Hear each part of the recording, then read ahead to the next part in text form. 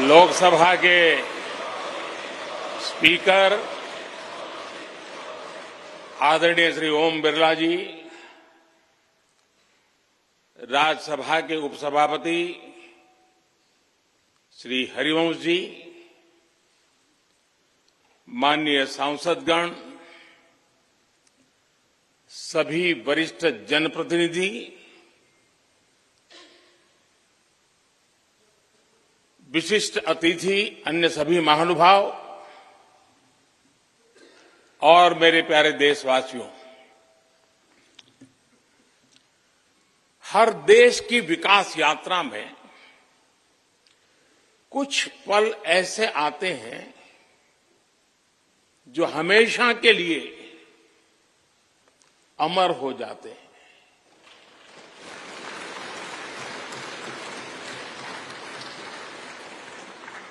कुछ तारीखें समय के ललाट पर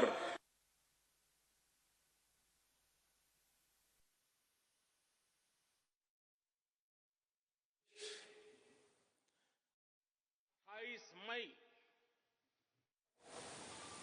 अमृत महोत्सव बना रहा है। इस अमृत महोत्सव में भारत के लोगों ने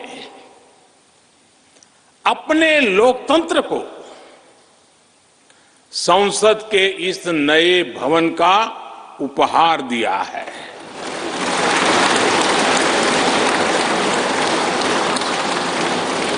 आज सुबह ही संसद भवन परिसर में सर्वपंथ प्रार्थना हुई है।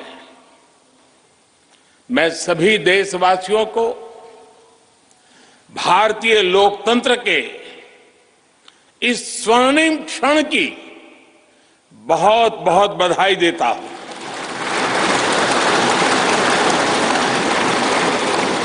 साथियों, ये सिर्फ एक भवन नहीं है, ये 140 करोड़ भारतवासियों की आकांक्षाओं और सपनों का प्रतिबिंब है। ये सिर्फ एक भवन नहीं है, ये 140 करोड़ भारतवासियों की आकांक्षाओं और सपनों का प्रतिबिंब है।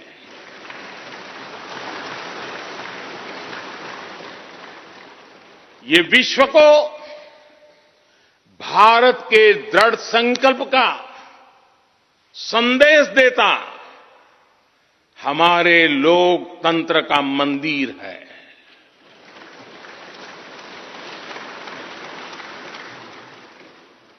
ये नया संसद भवन योजना को यथार्थ से, नीति को निर्माण से, इच्छा शक्ति को क्रिया शक्ति से, संकल्प को सिद्धि से जोड़ने वाली अहम कड़ी साबित होगा। ये नया भवन हमारे स्वतंत्रता सेनानियों के सपनों को साकार करने का माध्यम बनेगा।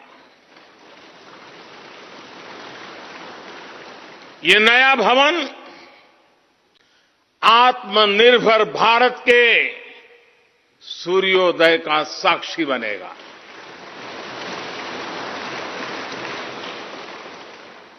ये नया भवन विकसित भारत के संकल्पों की सिद्धि होते हुए देखेगा।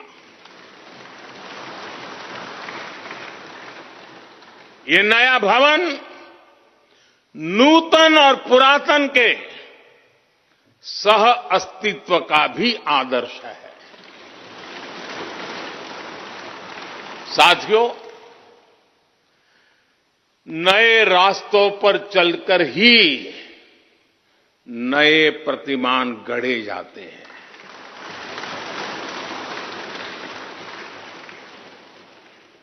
आज नया भारत नए लक्ष्य तय कर रहा है, नए रास्ते गढ़ रहा है। नया जोश है, नया उमंग है, नया सफर है, नई सोच है। दिशा नई है, दृष्टि नई है, संकल्प नया है, विश्वास नया है।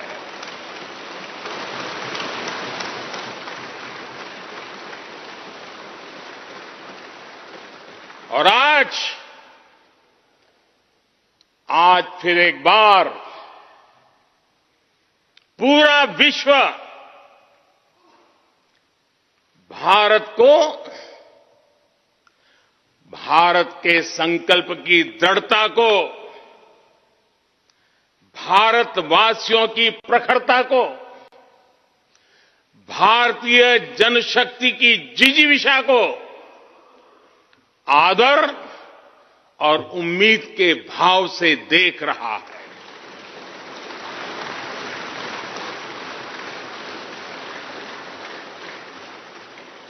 जब भारत आगे बढ़ता है तो विश्व आगे बढ़ता है।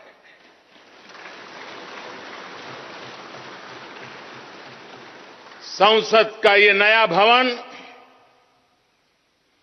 भारत के विकास से विश्व के विकास का भी आह्वान करेगा।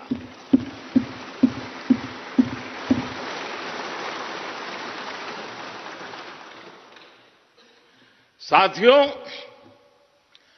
आज इस ऐतिहासिक अवसर पर कुछ देर पहले संसद की इस नई इमारत में पवित्र सेंगोल की भी स्थापना हुई है।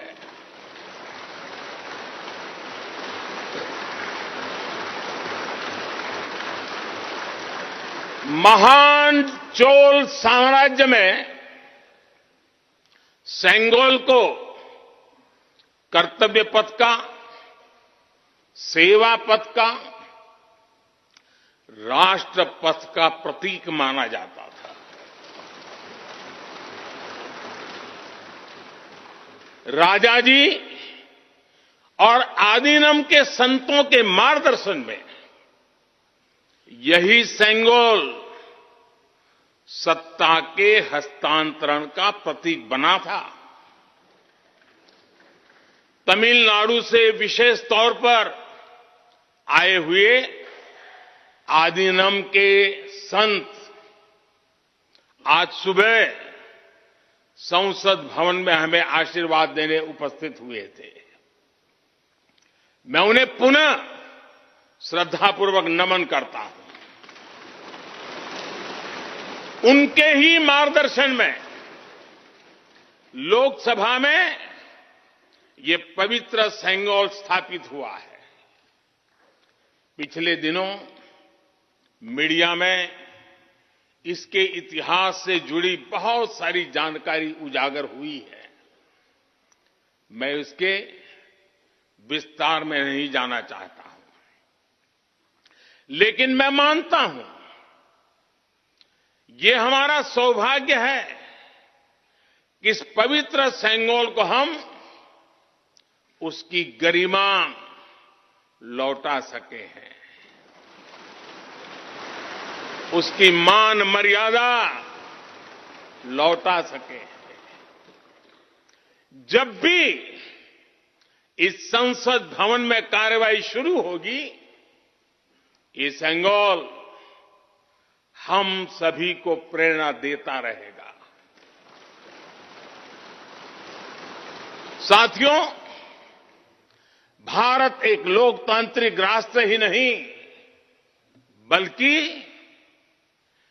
लोकतंत्र की जननी भी है, मदर ऑफ डेमोक्रेसी भी है।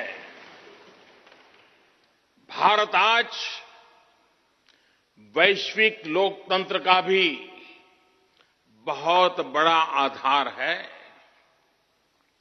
लोकतंत्र हमारे लिए सिर्फ एक व्यवस्था नहीं,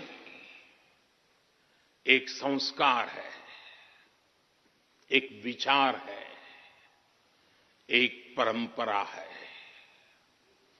हमारे वेद हमें सभाओं और समितियों के लोकतांत्रिक आदर्श सिखाते हैं। महाभारत जैसे ग्रंथों में गणों और गणतंत्रों की व्यवस्था का उल्लेख मिलता है। हमने वैशाली जैसे गणतंत्रों को जीकर दिखाया है। हमने भगवान बसवेश्वर के अनुभव मंटपा को अपना गौरव माना है। तमिलनाडु में मिला 900 ईस्वी का शिलालेख आज भी हर किसी को हैरान कर देता है। हमारा लोकतंत्र ही हमारी प्रेरणा है। हमारा संविधान ही हमारा संकल्प है। इस प्रेरणा, इस संकल्प की सबसे श्रेष्ठ प्रतिनिधि अगर कोई है तो ये हमारी संसद है। और ये संसद देश की जिस समृद्ध संस्कृति का प्रतिनिधित्व करती है, उसका उद्घोष करती है। शेते निपद्यमानस्य, शेते निपद्यमानस्य चराति चर्त भगः चरैवेति चरैवेति चरैवेति। कहने का तात्पर्य, जो रुक जाता है उसका भाग्य भी रुक जाता है, लेकिन जो चलता रहता है उसी का भाग्य आगे बढ़ता है, बुलंदियों को छूता है। और इसलिए चलते रहो, चलते रहो। गुलामी के बाद हमारे भारत ने बहुत कुछ खोकर अपनी नई यात्रा शुरू की थी। वो यात्रा कितने ही उतार चढ़ावों से होते हुए, कितनी ही चुनौतियों को पार करते हुए आजादी के अमृत काल में प्रवेश कर चुकी है। आजादी का ये अमृत काल विरासत को सहेजते हुए विकास के नए आयाम गढ़ने का अमृत काल है। आजादी का ये अमृत काल देश को नई दिशा देने का अमृत काल है। आजादी का ये अमृत काल अनंत सपनों को, असंख्य आकांक्षाओं को पूरा करने का अमृत काल है। इस अमृत काल का आह्वान है, इस अमृत काल का आह्वान है मुक्त मातृभूमि को, मुक्त मातृभूमि को नवीन प्राण चाहिए, नवीन पर्व के लिए नवीन प्राण चाहिए। मुक्त गीत हो रहा, मुक्त गीत हो रहा नवीन राग चाहिए, नवीन पर्व के लिए नवीन प्राण चाहिए।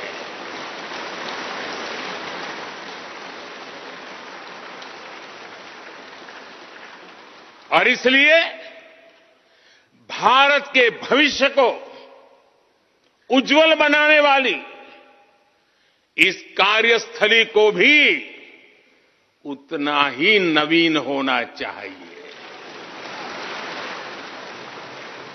आधुनिक होना चाहिए। साथियों, एक समय था जब भारत दुनिया के सबसे समृद्ध और वैभवशाली राष्ट्रों में गिना जाता था।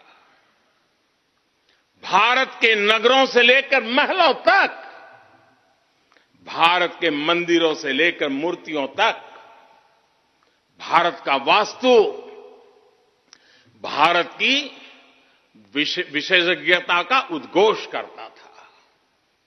सिंधु सभ्यता के नगर नियोजन से लेकर मौर्यकालीन स्तंभों और स्तूपों तक, चोल शासकों के बनाए भव्य मंदिरों से लेकर जलाशयों और बड़े बांधों तक भारत का कौशल विश्व भर से आने वाले यात्रियों को हैरान कर देता था। लेकिन सैकड़ों साल की गुलामी ने हमसे हमारा ये गौरव छीन लिया। एक ऐसा भी समय आ गया जब हम दूसरे देशों में हुए निर्माण को देखकर मुग्ध होने लग गए। 21वीं सदी का नया भारत बुलंद हौसले से भरा हुआ भारत अब गुलामी की उस सोच को पीछे छोड़ रहा है। आज भारत प्राचीन कला की उस गौरवशाली धारा को एक बार फिर अपनी तरफ मोड़ रहा है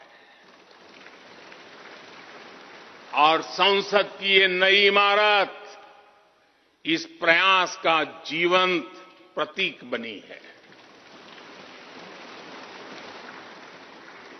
आज नए संसद भवन को देखकर हर भारतीय गौरव से भरा हुआ है। इस भवन में विरासत भी है, वास्तु भी है, इसमें कला भी है, कौशल भी है, इसमें संस्कृति भी है और संविधान के स्वर भी है। आप देख रहे हैं कि लोकसभा का आंतरिक हिस्सा, यहां भी देखिए, यहां भी देखिए, राष्ट्रीय पक्षी मोर पर आधारित है। राज्यसभा का आंतरिक हिस्सा राष्ट्रीय फूल कमल पर आधारित है और संसद के प्रांगण में हमारा राष्ट्रीय वृक्ष बरगद भी है। हमारे देश के अलग अलग हिस्सों की जो विविधता है, इस नए भवन ने उन सबको समाहित किया है। इसमें राजस्थान से लाए गए ग्रेनाइट और बलुआ पत्थर लगाए गए हैं। ये जो लकड़ी का काम आप देख रहे हैं ना, वो महाराष्ट्र से आई है। यूपी में भदोही के कारीगरों ने इसके लिए अपने हाथ से कालीनों को बुना है। एक तरह से इस भवन के कण कण में हमें एक भारत श्रेष्ठ भारत की भावना के दर्शन। साथियों, संसद के पुराने भवन में सभी के लिए अपने कार्यों को पूरा करना कितना मुश्किल हो रहा था, ये हम सभी जानते हैं। टेक्नोलॉजी से जुड़ी समस्या, बैठने की जगह से जुड़ी चुनौती थी। इसलिए ही बीते 1.5-2 दशकों से ये चर्चा लगातार हो रही थी कि देश को एक नए संसद भवन की आवश्यकता है। और हमें ये भी देखना होगा कि आने वाले समय में सीटों की संख्या बढ़ेगी, सांसदों की संख्या बढ़ेगी, वो लोग कहां बैठते हैं? और इसलिए ये समय की मांग थी कि संसद की नई इमारत का निर्माण किया जाए। और मुझे खुशी है कि भव्य इमारत आधुनिक सुविधाओं से पूरी तरह लैस है। आप देख रहे हैं कि इस समय भी इस हॉल में सूरज का प्रकाश सीधे आ रहा है, बिजली कम से कम खर्च हो, हर तरफ लेटेस्ट टेक्नोलॉजी वाले गैजेट्स हों, इन सभी का इसमें पूरा ध्यान रखा गया है। साथियों, आज सुबह ही मैं इस संसद भवन को बनाने वाले श्रमिकों के एक समूह से मिला हूं। इस संसद भवन ने करीब 60,000 श्रमिकों को रोजगार देने का भी काम किया है। उन्होंने इस नई इमारत के लिए अपना पसीना बहाया है। मुझे खुशी है कि इनके श्रम को समर्पित एक डिजिटल गैलरी भी संसद में बनाई गई है और विश्व में शायद ये पहली बार हुआ होगा। संसद के निर्माण में अब उनका योगदान भी अमर हो गया है। साथियों, कोई भी एक्सपर्ट अगर पिछले 9 वर्षों का आकलन करे तो पाएगा कि ये 9 साल भारत में नवनिर्माण के रहे हैं, गरीब कल्याण के रहे हैं। आज हमें संसद की नई इमारत के निर्माण का गर्व है, तो मुझे पिछले 9 साल में गरीबों के 4 करोड़ घर बनने का भी संतोष है।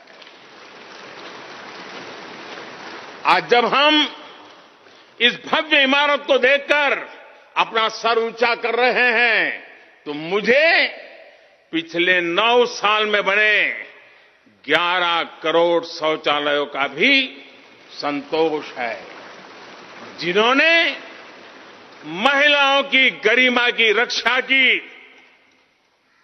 उनका सर ऊंचा कर दिया। आज जब हम इस संसद भवन में सुविधाओं की बात कर रहे हैं, तो मुझे संतोष है कि पिछले 9 साल में हमने गांवों को जोड़ने के लिए 4 लाख किलोमीटर से भी ज्यादा सड़कों का निर्माण किया। आज जब हम इस इको फ्रेंडली इमारत को देखकर खुश हैं, तो मुझे संतोष है कि हमने पानी की एक एक बूंद बचाने के लिए 50,000 से ज्यादा अमृत सरोवरों का निर्माण किया है। आज जब हम इस नए संसद भवन की लोकसभा और राज्यसभा को देखकर उत्सव मना रहे हैं, तो मुझे संतोष है कि हमने देश में 30,000 से ज्यादा नए पंचायत भवन भी बनाए हैं। यानी पंचायत भवन से लेकर संसद भवन तक हमारी निष्ठा एक ही है, हमारी प्रेरणा एक रही। देश का विकास, देश के लोगों का विकास। साथियों, आपको ध्यान होगा 15 अगस्त को लाल किले से मैंने कहा था, यही समय है, सही समय है।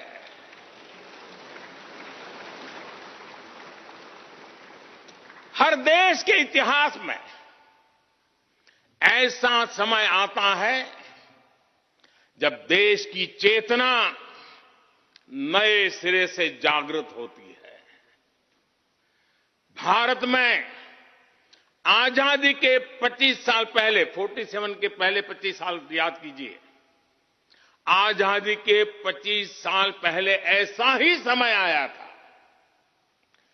गांधी जी के असहयोग आंदोलन ने पूरे देश को एक विश्वास से भर दिया था। गांधी जी ने स्वराज के संकल्प से हर भारतवासी को जोड़ दिया था। ये वो दौर था जब हर भारतीय आजादी के लिए जी जान से जुट गया था। इसका नतीजा हमने 1947 में भारत की आजादी के तौर पर देखा। आजादी का ये अमृतकाल भी भारत के इतिहास का ऐसा ही पड़ाव है। आज से 25 साल बाद भारत अपनी आजादी के 100 वर्ष पूरे करेगा। हमारे पास भी 25 वर्ष का अमृत कालखंड है।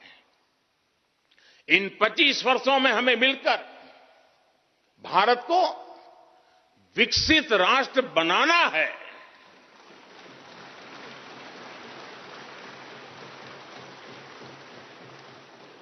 लक्ष्य बड़ा है, लक्ष्य कठिन भी है, लेकिन हर देशवासी को आज इसके लिए जी जान से जुटना ही है।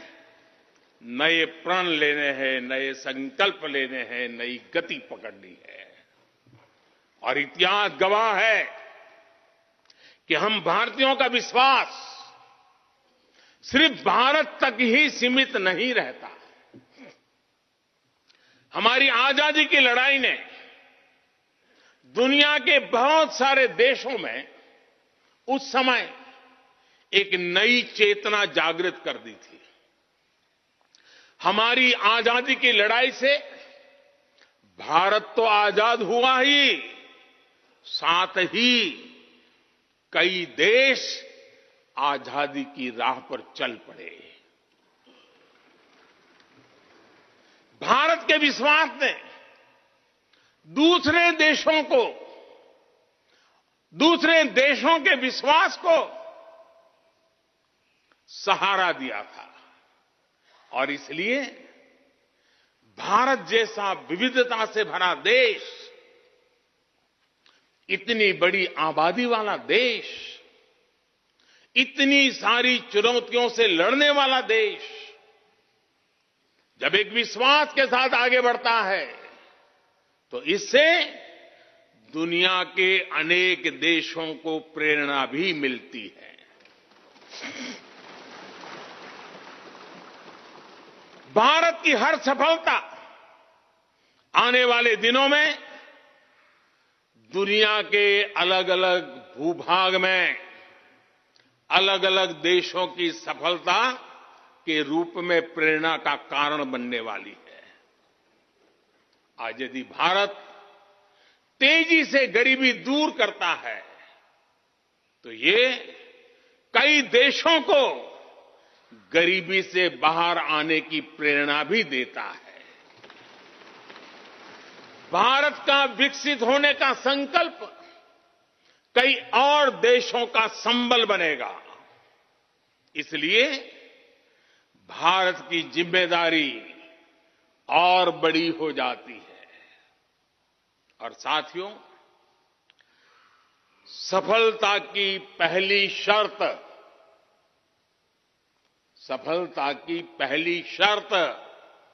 सफल होने का विश्वास ही होती है। ये नया संसद भवन इस विश्वास को नई बुलंदी देने वाला है। ये विकसित भारत के निर्माण में हम सभी के लिए नई प्रेरणा बनेगा। ये संसद भवन हर भारतीय के कर्तव्य भाव को जागृत करेगा।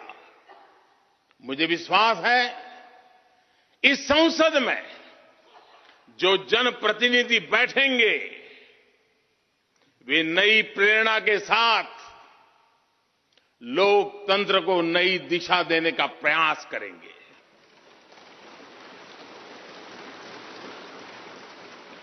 हमें नेशन फर्स्ट की भावना से आगे बढ़ना होगा। इदम राष्ट्राय इदम न मम। हमें कर्तव्य पथ को सर्वोपरि रखना होगा। कर्तव्यमेव कर्तव्यम और कर्तव्यम न कर्तव्यम। हमें अपने व्यवहार से उदाहरण प्रस्तुत करना होगा। यद यदाचरति श्रेष्ठ तत्देव इतरो जनः। हमें निरंतर खुद में सुधार करते रहना होगा। उद्धरेत आत्मना आत्मानानम। हमें अपने नए रास्ते खुद बनाने होंगे। अपदीवो भव। हमें खुद को खपाना होगा, तपाना होगा। तपसो ही परम नास्ति तपसा विंदते महत। हमें लोक कल्याण को ही अपना जीवन मंत्र बनाना होगा। लोकहितम मम करणीयम।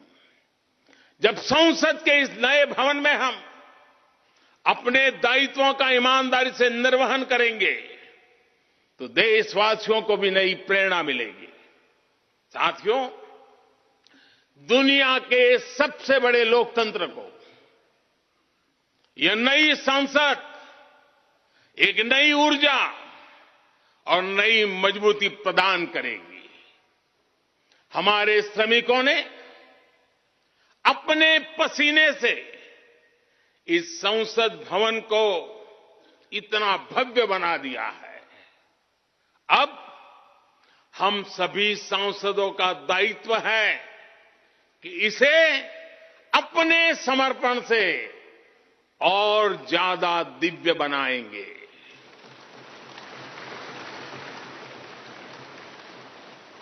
एक राष्ट्र के रूप में हम सभी 140 करोड़ भारतीयों का संकल्प ही इस नई संसद की प्राण प्रतिष्ठा है।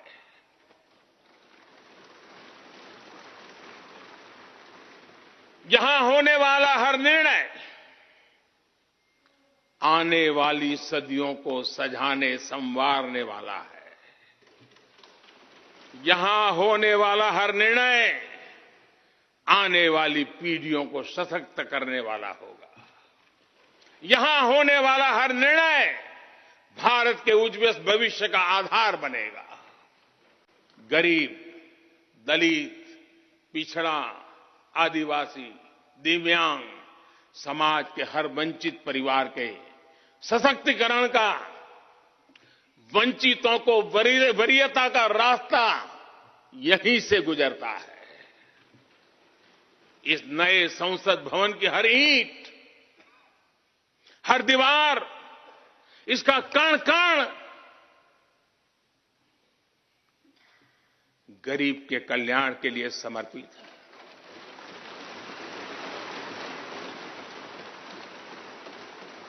अगले 25 वर्षों में संसद के इस नए भवन में बनने वाले नए कानून भारत को विकसित भारत बनाएंगे। इस संसद में बनने वाले कानून भारत को गरीबी से बाहर निकालने में मदद करेंगे। इस संसद में बनने वाले कानून देश के युवाओं के लिए, महिलाओं के लिए नए अवसरों का निर्माण करेंगे। मुझे विश्वास है संसद का यह नया भवन नए भारत के सृजन का आधार बनेगा। एक समृद्ध, सशक्त और विकसित भारत नीति, न्याय, सत्य, मर्यादा और कर्तव्य पथ पर और सशक्त होकर चलने वाला भारत। मैं समस्त भारतवासियों को नए संसद भवन की फिर से बहुत बहुत बधाई देता हूं। धन्यवाद।